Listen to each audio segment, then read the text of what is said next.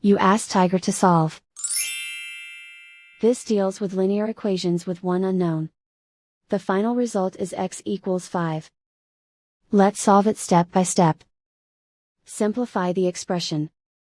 Combine like terms. Group all x terms on the left side of the equation. Add x to both sides. Group like terms. Simplify the arithmetic.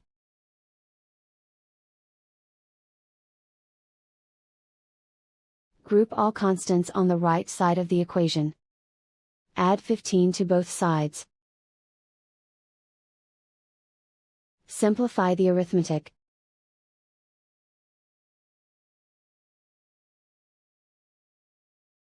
Isolate the x.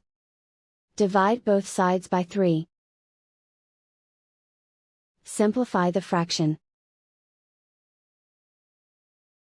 Find the greatest common factor of the numerator and denominator.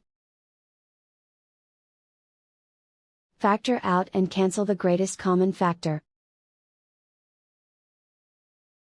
And so the final result is x equals 5.